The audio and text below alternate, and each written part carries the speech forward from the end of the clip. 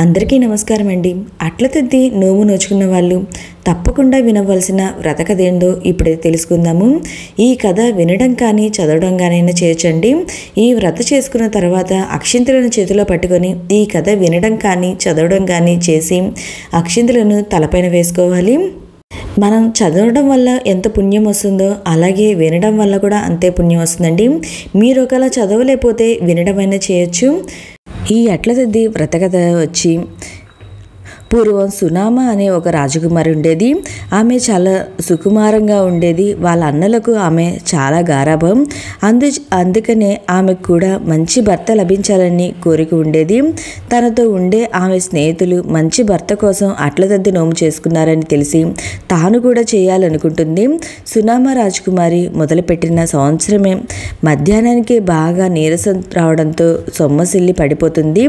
చంద్రుడిని చూడకుండా ఏమి తినకుండా చెల్లిని అలా చూసిన అన్నయ్యలు బాధపడుతూ బాగా ఆలోచించి ఒక చెట్టుకి అద్దం కట్టి దాని వెనుక కొంచెం దూరంలో మంటను పెడతారు. అప్పుడు ఆ మంట ప్రతిబింబం అద్దంలో చంద్రుని ఆకారంలో కనిపించగా రాజకుమారి చంద్రోదయం అయింది అనుకొని గౌరీ వ్రతం చేసుకొని ముత్తైదులకు వాయనం ఇచ్చేది పలహారం తీసుకుంది. తర్వాత ఆమె పెళ్లి వయసు వచ్చేసరికి అందరూ ముసలి వాళ్ళు సంబంధాలే వచ్చేవి. కొంతకాలం చూశారు. ఇంకా ముసలి వాళ్ళు తప్ప తన తోడు ఈడుచోడు సరిపడే సంబంధం ఒక్కటి కూడా రాకపోవడంతో ఇంకా చేసేది ఏమీ లేక ముసలివాడితో వివాహం చేసేద్దామని ఇంట్లో వాళ్ళందరూ అనుకుంటారు. ఆమెకి ఏమి చేయాలో తోచక ముసలివాడిని పెళ్లి చేసుకోవడం కంటే చావడం మేలు అనుకొని అడవిలోకి పారిపోతుంది.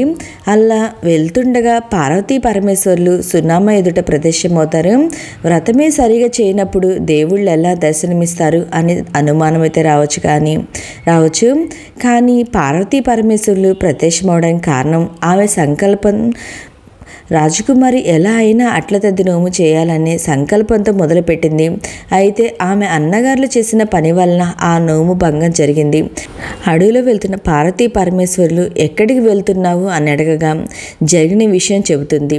దీంతో పార్వతీదేవి నువ్వు ఆచరించిన అట్ల తద్ది నోములో నీ అన్నగారు చేసిన తప్పిదంతో ఉల్లంఘన జరగడం వలన ఈ పరిస్థితి వచ్చింది కనుక మరోసారి నిష్ఠగా అట్ల తద్ది నోము చేయమని ఎలా చేయాలో ఆ రాజకుమారికి చెబుతుంది. పార్వతీదేవి చెప్పినట్లుగానే అట్ల తద్ది వ్రతం చేస్తుంది. తర్వాత ఆమెకు తగిన వరుడితో పెళ్లి జరుగుతుంది.